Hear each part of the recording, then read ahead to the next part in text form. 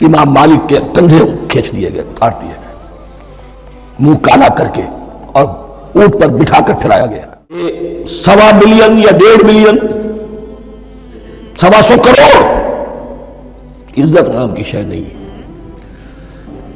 کہ عزت نام تھا جس کا گئی تیمور کے گھر سے۔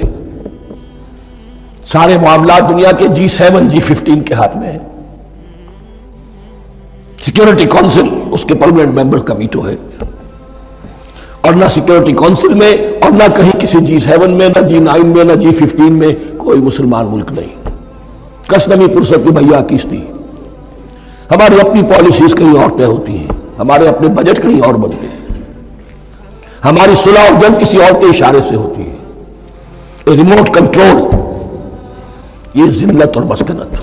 آپ کے ریڈیو پر ٹیلی ویژن پر خبریں آتی رہیں کہ اتنی مسلمانوں کے ساتھ یہ کر دیا، اتنی مسلمان عورتوں کی بے حرمتی کر دی، لیکن یہاں ہم بیٹھے ہوئے اپنے اپنے دھندوں میں، اپنے اپنے کاروبار میں، اپنی اپنی ملازمتوں میں، اپنے اپنے کیریئرز میں، دنیا میں کیا کچھ ہو رہا ہے۔ بہرحال اس وقت یہ جو ہے، میں نے جیسا کہ عرض کیا تھا کہ یہ ہے تاریخ بنی اسرائیل کی، لیکن خوشترا باشد کے سر دل برا گفت آیت در حدیث دیگراں، یہ ہمارا نقشہ ہے آج اس آیت میں۔ ضربت علیہم الذلۃ والمسکنۃ وباءوا بغضب من اللہ، اور یہ کیوں؟ ذالک بانہم کانوا یکفرون بآیات اللہ، یہ اس لیے کہ وہ اللہ کی آیات کا انکار کرتے رہے۔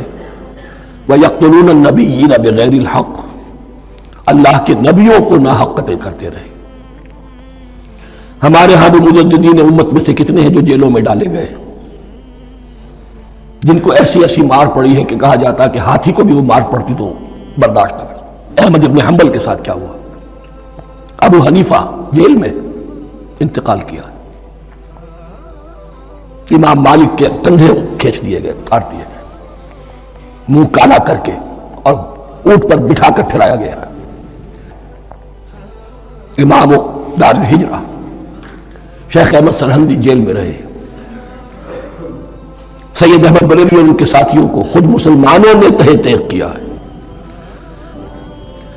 بہرحال یہ داستانیں ہیں، اب نبی تو کوئی نہیں آئے گا، ان کے ہاں نبی تھے، ہمارے ہاں مجددین ہیں، علماء حق ہیں، جیسے کہ حدیث بھی ہے علماء امتی کا انبیاء بنی اسرائیل، تو جو انہوں نے انبیاء کے ساتھ کیا ہم نے مجددین اور علماء کے ساتھ کیا۔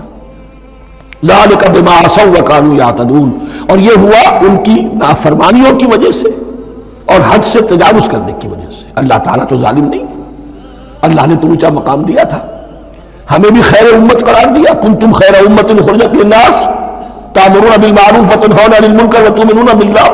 اب اگر ہم نے وہ اپنا مشن چھوڑ دیا تو ذلت اور مسکنت وہ ہمارا مقدر بن گئی۔ اللہ کا قانون اور اللہ کا عدل بے لاگ ہے، وہ فرام امہ ٹو امہ چینج نہیں ہوتا۔ سنت اللہ جو ہے لن تجد لسنت اللہ تحویلا ولن تجد لسنت اللہ تبدیلا، اللہ کی سنت بدلتی نہیں۔ بنی اسرائیل کا جو حشر ہوا آج وہ ہمارا ہو رہا۔